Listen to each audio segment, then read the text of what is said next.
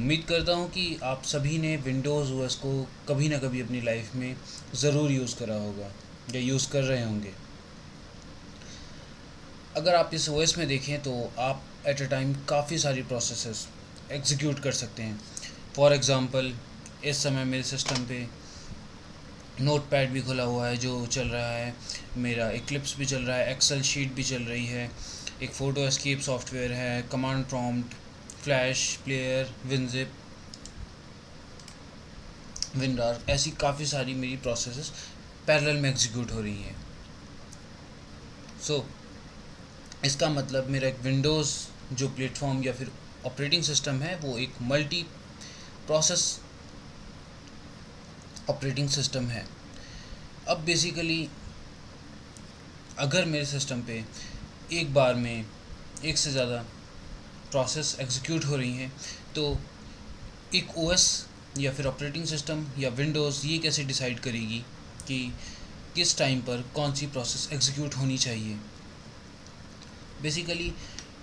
इसी चीज़ को हैंडल करने के लिए हर एक ऑपरेटिंग सिस्टम, चाहे वो विंडोज़ हो चाहे लाइनक्स हो, एक प्रोसेस शेड्यूलर होता है जो कि जिसके अपने अलगोज लिखे हुए होते हैं, जो कि बेसिकली टाइम बेस्ड होते हैं या फिर प्रोसेस की प्रायोरिटी बेस्ड होते हैं, जो ये डिफ़ाइन करते हैं कि एक प्रोसेस कब एक ओएस पर एग्जीक्यूट होनी चाहिए। बेसिकली इसका रीज़न ये होता है कि हमारे पास या फिर एक मशीन में जनरली एक ही सीपीयू हो सकता है, या फिर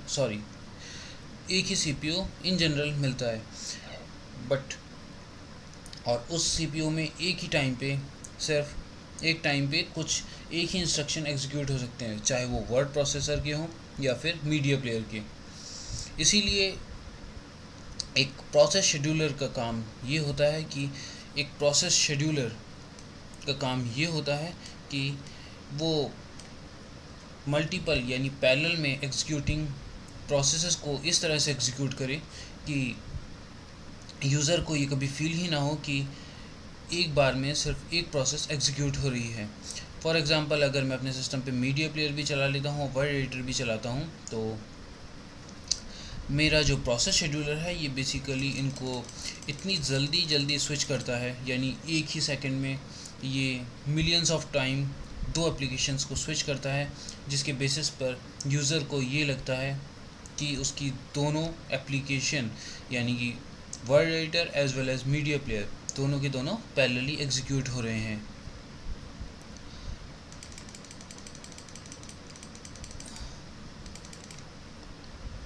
तो बेसिकली इस ट्यूटोरियल में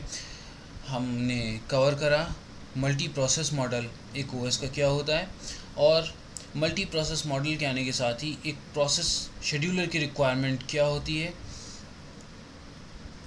बेसिकली ये जो प्रोसेस शेड्यूलर होता है इसका टास्क सिर्फ इतना होता है कि ये डिफ़ाइन करता है कि at a point of time कौन सी प्रोसेस सीपीयू पर एग्जीक्यूट होनी चाहिए, और कैसे हमको ये एक ओएस के ऊपर ये फीलिंग आती है कि हमारी मल्टीपल प्रोसेस एक बार में यानी पैरेलली एग्जीक्यूट हो रही हैं। Thank you.